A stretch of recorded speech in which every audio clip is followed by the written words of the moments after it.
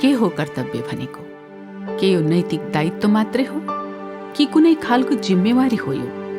अनि के हो मेरो कर्तव्य? कुनै कुरा कर्तव्य हो भनेर कसरी छुटिन्छ? मानिसहरूले कसरी गर्छन् आफ्नो कर्तव्यको निर्णय? अनि कतिजनालाई थाहा होला कि उनीहरूको रोजाइको परिणाम नै उनीहरूको कर्तव्य हो? वीरगंज काण्ड अपराधिक घटना बाहेक अरू केही पनि होइन। निर्दोषहरूको हत्या गरेर न्यायको निम्ति लडिएको लडाईँ भनेर कसैले पनि सफाई दिन सक्दैनौँ।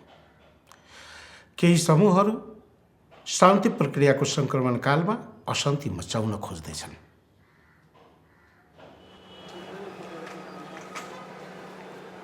यो एन्जियोग्राफीको रिपोर्ट अनुसार कोरोनरी आर्टरी ब्लकेज बढ्दो छ। अनि रमेश बाबु, कुनै डोनर भेट्यो त? अहिलेसम्म त छैन।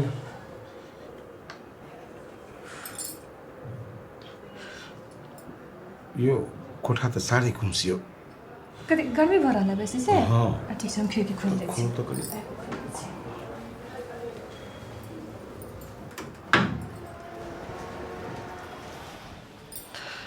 कस्तो लाग्छ नि, आफू बाँच्नलाई अरूको काल पर्खिनु पर्ने।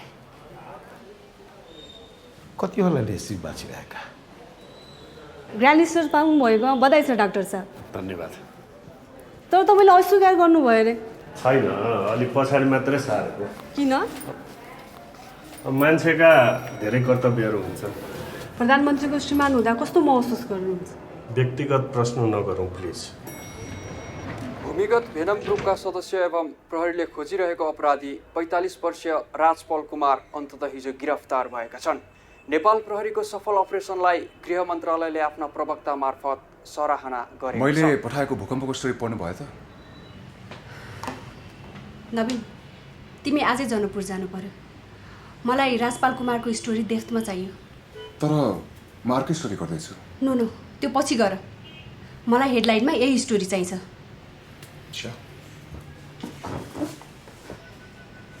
नवीन, तिम्रो भुइँचालोको स्टोरी राम्रो थियो। Good job. Thank you.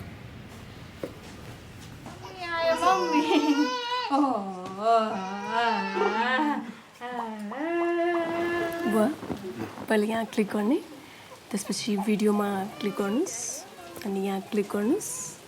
बोल्नुहोस् त, डक्टरले के भन्नुभयो? के भन्नु, सधैँभरि त उस्तै हो। अब यहाँ क्लिक गर्नुहोस्।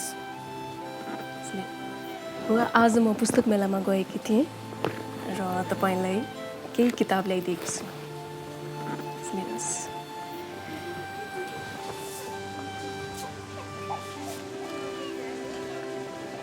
तर यो किताब पढ्न सायद समय छैन मसँग।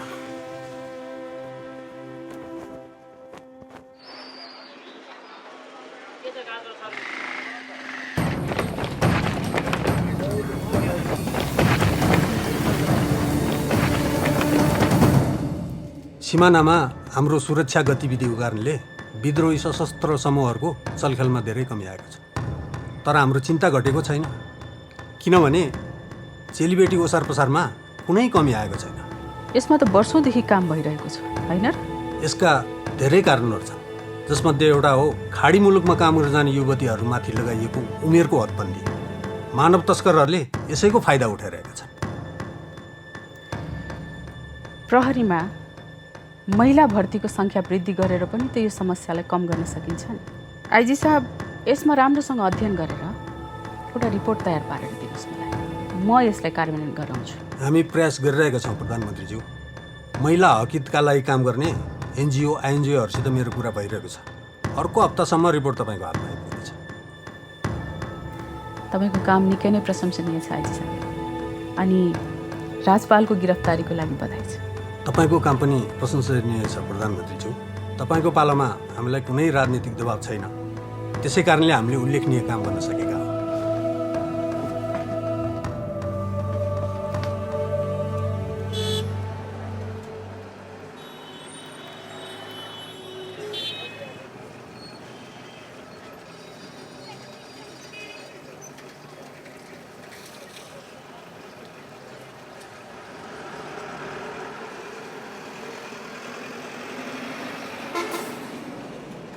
यहाँ जो पनि भेट्न आउँछन् सबैमाथि नजर चाहिँ कडा राख्नुपर्छ सर है। प्लिज राजपालको गिरफ्तारीको विषयमा केही भनिदिनुहुन्छ कि? आत्मसमर्पण गराउन खोज्दा राजपालले पुलिसलाई गोली चलायो।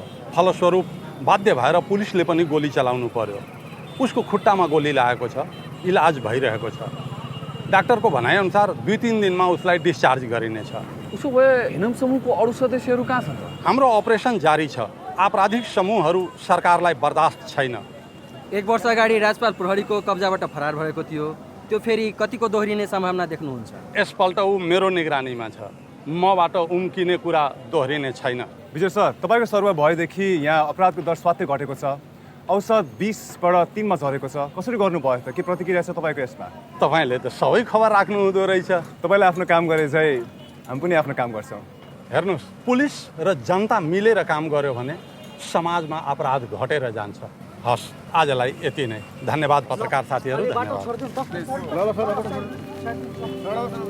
वसन्त ऋतुको बिहान शीतले भिजेको भूमि मगमगाइरहेछ। बिर्सिएका कुरा फेरि सम्झनामा आइरहेको छ। कसले बयान गर्न सक्ला यसको खुसी?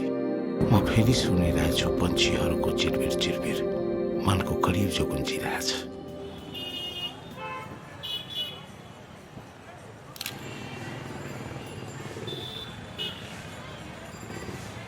विजय सर, म नवीन। ए नवीनजी भन्नुहोस्। त्यो अन्तर्वार्ताको लागि के समय चाहिएको थियो? यसो गर्नुहोस् न, फुर्सद छ भने अस्पतालमै आइदिनुहोस् न त। हुन्छ, स्योर।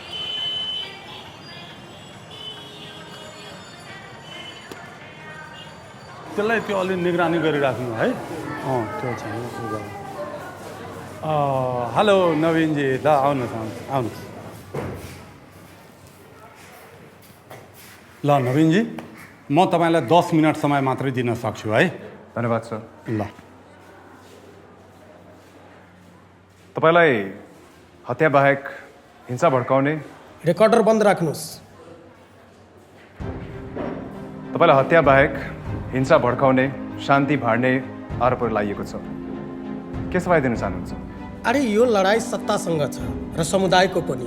त्यसैले मलाई जे गर्नुपर्ने हो मैले गरेको हो। निर्दोष जनताको हत्या गरेर आफ्नो माग पुर्याउने विश्वास छ तपाईँलाई? समुदायको लागि गरेको कामको ठुलो महत्त्व हुन्छ। तपाईँ महोत्तरी र वीरगञ्जको घटना हेर्नु भएन? कस्तो हलचल मचायो उसले। वीरगञ्ज हत्याकाण्डमा तपाईँ कस्तो संलग्न थियो? भन्नुहोस्, के भएको थियो त्यो? अब प्रश्न नसोध्नुहोस्, म एकदम थाकेको छु। जनतासम्म तपाईँको कुरा पुर्याउने यो एउटा अवसर हो। भन्नुहोस्। अरे तपाईँको त गजब जोस छ। हाम्रो जस्तै हुनुहुन्छ। तपाईँ आउन चाहनुहुन्छ भने हाम्रो टिममा स्वागत छ। नत्र अहिलेको लागि जयरामजी की। तपाईँको कुरा राख्ने मौका हो यो। फेरि यो मौका नआउला। अरे म केही जवाब दिन चाहन्न। जाँदा हुन्छ।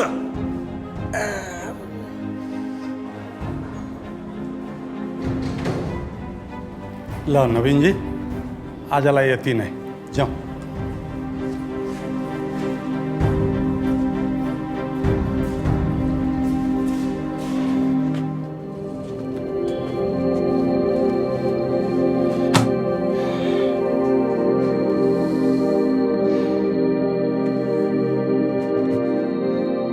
मेरो छातीको थुप्रै एक्सरेहरू खिच्यो, तर त्यो मसिनले मेरा पीडा, निराशा र प्रेमका कुनै तस्बिर फेला पारेन। अब तपाईँले कहिले पनि यो कुरा भन्न चाहनु भएन, तर अपिलको लागि सत्य थाहा पाउनै पर्छ। भन्नुहोस्, वीरगञ्जमा त्यो दिन के भएको थियो? त भारत पढ्न गएको थिइस्। मेरो सरुवा वीरगञ्जमा भयो, स्कुलमा। त्यति त मलाई पनि थाहा छ। अनि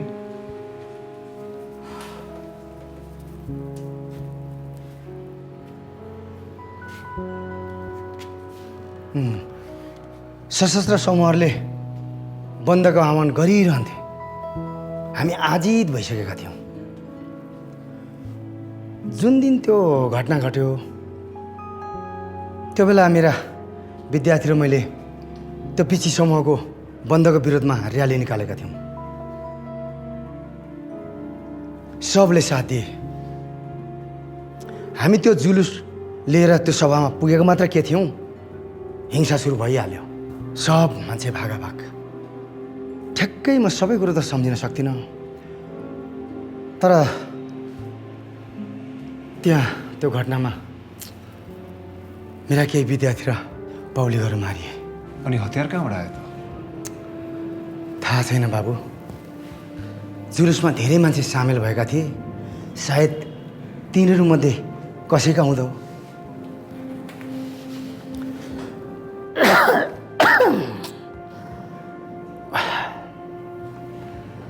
मैले गर्दा नै त्यो घटना घट्यो बाबु। मेरा विद्यार्थीहरू आज्ञाकारी थिए। यदि म त्यो घटनामा नजाँदा हुँ त उनीहरू पनि मेरो पछि लाग्ने थिएनन् र त्यो घटना पनि त घट्ने थिएन।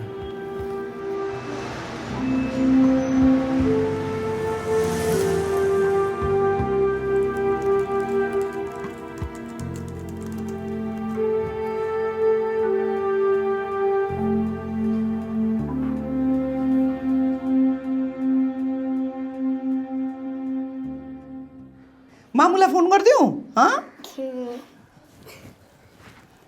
अब यो फुकालौँ? फेरि नाइ के हुन्छ?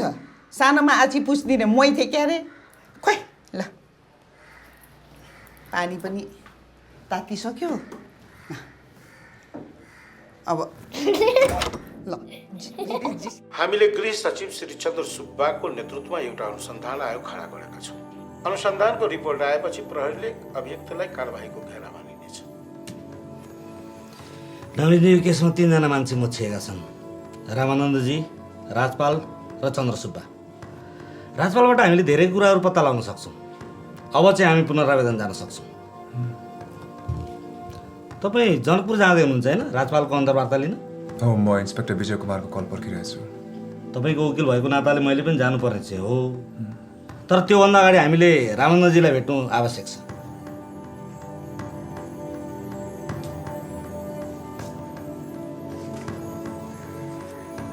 खै बाबुजी,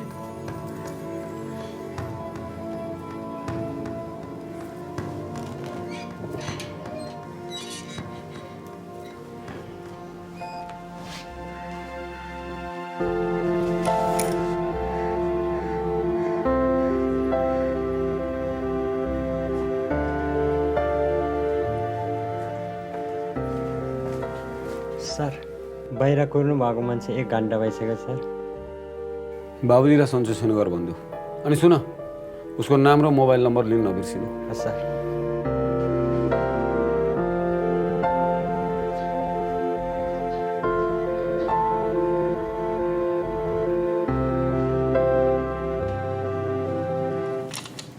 आज बिहान राजपाल फरार हुने कोसिस गर्दा हस्पिटलको तेस्रो तल्लाबाट हाम फाल्यो, जसको कारण उसको मृत्यु भयो। आजलाई यति। सुभाषजी, धन्यवाद पत्रकार साथी। समाचार हेर्नुभयो तपाईँले?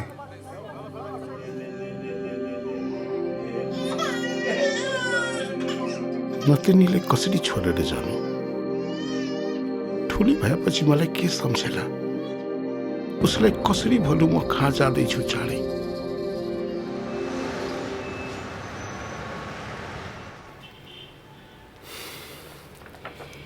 यो लेख एकतर्फी भयो नवीन।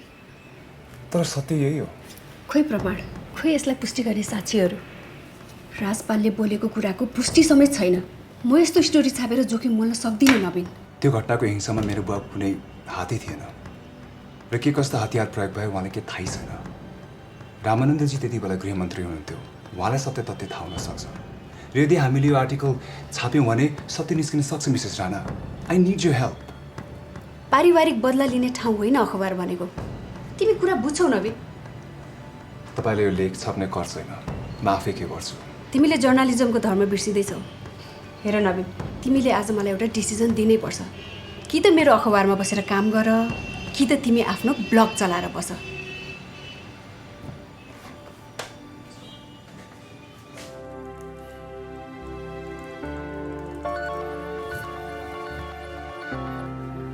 ए सुमी, थ्याङ्क यू। म अर्को महिना फर्काउँछु तिमीलाई। See you.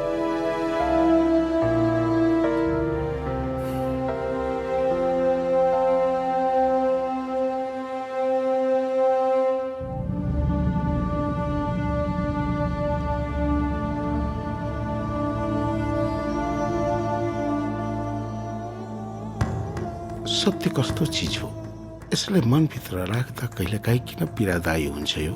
संसारसँग लुकाएको सत्यले किन छिनछिनमा डसिरहन्छ मनलाई, अनि मनले किन छर्को स्वरमा दोहोऱ्याइरहन्छ त्यो सत्यलाई? रामानन्द सरले त केही कुरा लुकाए जस्तो लाग्दैन मलाई। कसरी ठोकाको साथ भन्न सक्छौ? उहाँको इमेज नै यस्तै छ, सफा।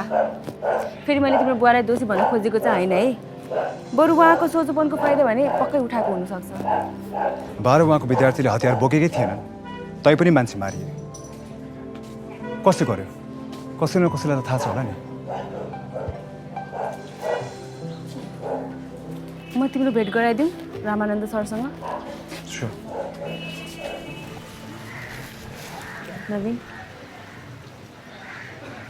Thank you Sumi. म तिमीलाई छिटो फर्काउँछु।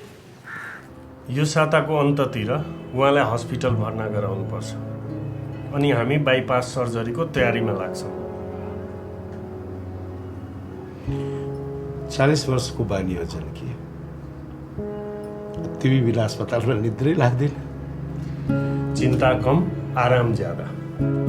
बाबु टिभी पनि नहेर्न भनिदिनु है, टिभी हेरेपछि उहाँको गन छटपट सुरु हुन्छ। हेर्नुहोस्, जुन कुराले तपाईँलाई चिन्तित तुल्याउँछ छोडिदिनुहोस्, त्यो काम नगर्नुहोस्। यो केसमा नो हेल्थ चेक राइट। पत्रकारले पनि किन तपाईँलाई नि ताक्यो होला, अनि यो नवीन चाहिँ को हो, किन तपाईँको पछाडि लागेको छ ऊ? तिमी कसरी थाहा पायो? तिमी कसरी थाहा पायो? हम सब इन्टरनेट चलाएपछि होइन, नेट से थाहा पाइयो। लिनुहोस्, बल्ल बल्ल सुब्बाजीको नम्बर पाएँ। धन्यवाद। तर मैले के भने मलाई? यो केसमा तपाईँको फरियादले मात्र पुग्दैन, तपाईँलाई बलिया प्रमाणहरूको खाँचो छ। त्यो आयोगको सुब्बाजी प्रमुख थिए, त्यो बेला उनले स्थलगत भ्रमण पनि गरेका थिए। केही न केही अप्रकट कुराहरू उनले सम्झिन्छन् होला, जुन रिपोर्टमा दर्ज गरिएको थिएन। Thank you. यस्ता चाहिँ यो तपाईँको लागि। फोन गर्नुहोस्।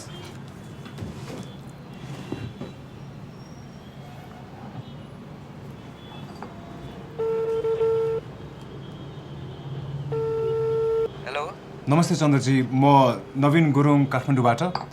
तपाईँसँग वीरगन्ज घटनाको बारेमा केही जानकारी लिनु थियो। यो बारेमा मलाई केही भन्नु छैन नवीनजी। हेर्नुहोस्, म तपाईँको रिपोर्टमा जे लेखिएको थियो त्यो मात्रै पढ्न पाए हुन्थ्यो, तर त्यो रिपोर्ट कतै पनि भेटाइएन। रिपोर्टै सार्वजनिक गरिएको थिएन। किन? त्यो बेला बडो संवेदनशील थियो। तपाईँले सूचनाको हक भनेर अदालतमा केस फाइल गर्नुहोस्, सायद त्यही उपाय राम्रो होला। योभन्दा बढी सहयोगको आश पनि नराख्नु होला नवीनजी। यो केसमा हामीलाई ठोस प्रमाणहरूको खाँचो छ, नभए यो सबै बेकार छ। अब के गर्ने?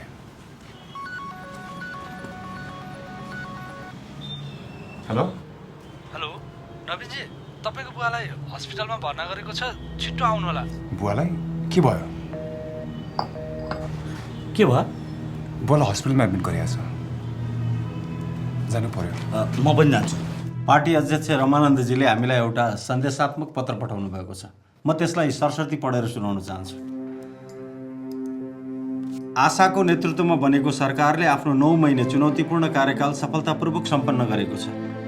संविधान जारी गर्नु एउटा सुरुवात मात्रै हो, गर्नुपर्ने काम अझै प्रशस्त छन्। यो सरकारलाई हार्दिक बधाई दिँदै यसको प्रतिष्ठा कायम रहोस् भन्ने कामना गर्न चाहन्छु र असल कामहरूको निरन्तरताको आशा राख्दछु। साथै चुनावको तयारीमा जुट्न र उम्मेदवार मनोनित गर्ने पार्टीको नीतिलाई पुनर्विचार गर्न समेत सुझाव दिन चाहन्छु। उहाँले हाम्रो स्थानीय पार्टी र त्यसका कार्यकर्ताहरूको बृहत भूमिकालाई सधैँ महत्त्व दिएर आइराख्नु भएको छ। यसबाट योग्य उम्मेदवारको पहिचान मात्रै हुने होइन कि समावेशी प्रतिनिधित्व पनि हुनेछ र मुलुकलाई नयाँ र योग्य राजनीतिज्ञको खाँचो छ। हामी अरूभन्दा ज्यादा समावेशी छौँ प्रधानमन्त्रीज्यू। त्यो त आजको छलफलले देखाउनेछ। अनि रामानन्द सरले खुला नेपाल ब्लगमा उहाँलाई लगाइएको आरोपबारे पढ्नु त भएको छैन नि? पढिसक्नुभयो। मती बिग्रेछ त नवीन भन्ने केटोको जे मन लाग्यो त्यही छापेको छ। उसले सूचनाको हक भनेर केस फाइल गरेको छ भर्खरै। 15 दिनभित्र जवाब दिनुपर्छ उसलाई।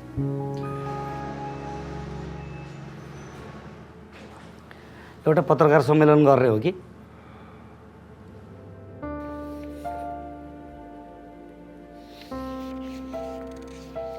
यो प्लान राम्रो छ, यसमा काम सुरु गरौँ। यो लैङ्गिक सचेतना कार्यक्रमले नेपाल प्रहरीमा पक्कै पनि महिला प्रहरीको सङ्ख्या बढाउनेछ। हाम्रो लक्ष्य पनि 3 वर्षमा कमसेकम 15% त पुर्याउने हो। त्यति मात्र पनि धेरै हो अहिलेलाई। मलाई प्रगति विवरण चाहिँ दिँदै गर्नु होला आइजिपी साहब। हुन्छ प्रधानमन्त्रीज्यू।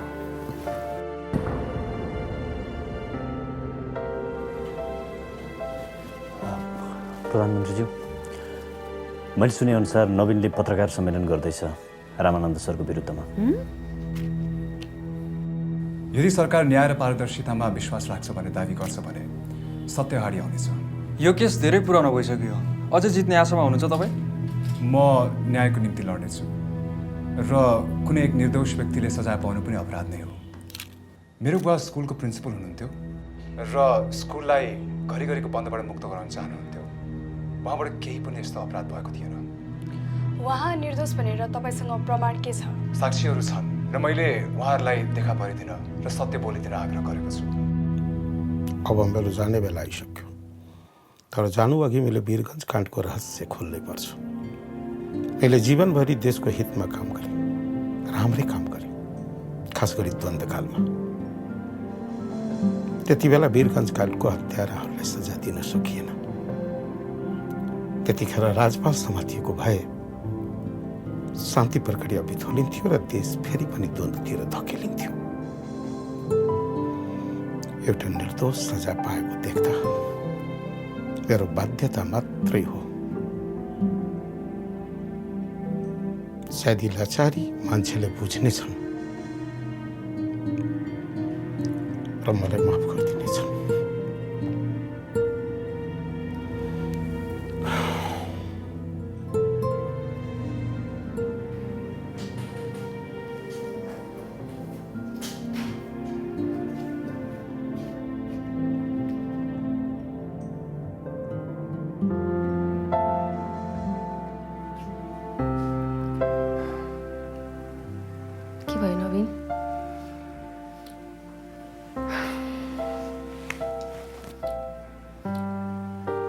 चिन्ता नगर नवीन,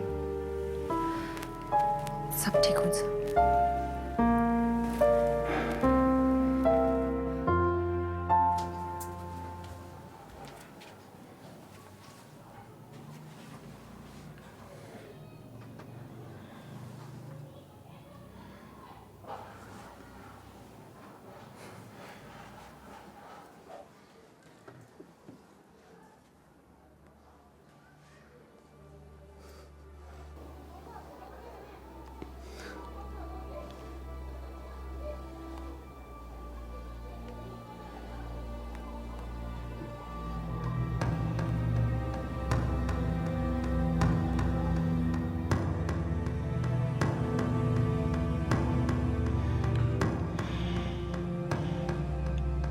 अब मेरो जाने बेला आइसक्यो, तर जानु अघि मैले वीरगञ्ज काण्डको रहस्य खोल्नै पर्छ।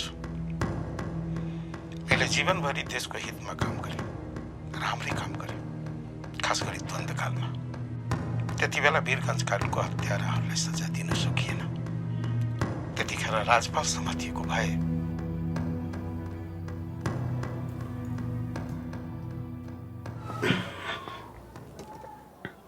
बाबुजी, अब तयार हुनुहोस्, हस्पिटल जानुपर्छ हामी।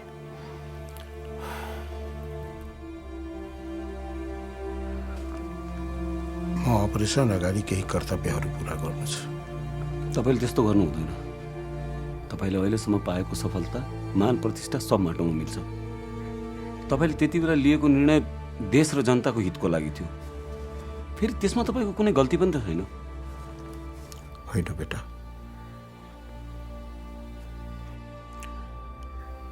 मैले गर्नै पर्छ। यत्रो बोझ लिएर बढ्न चाहन्न म।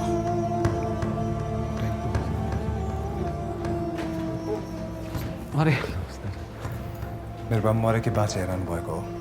नवीनजी, तिम्रो बुवालाई कस्तो छ बेटा? हेरौँ न।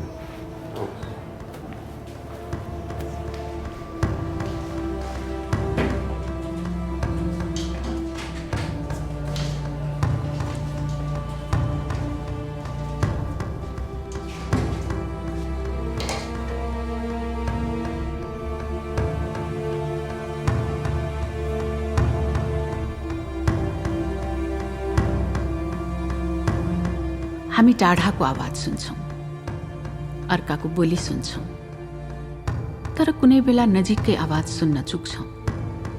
आफ्नै मनको आवाज सुन्दैनौँ हामी। मलाई अफसोस छ। त्यसले जीवनमा प्रतिकूल असर पारिसकेपछि मात्रै हाम्रो होस खुल्छ। माफ गर्नु। त्यसैले मनको आवाज सुन्नु पनि कर्तव्य हुनेछ मेरो। म सधैँ मेरो अन्तर्मनको आवाज सुन्नेछु र आफ्नो आदर्श र मर्यादाबाट कदापि चुक्ने छैन।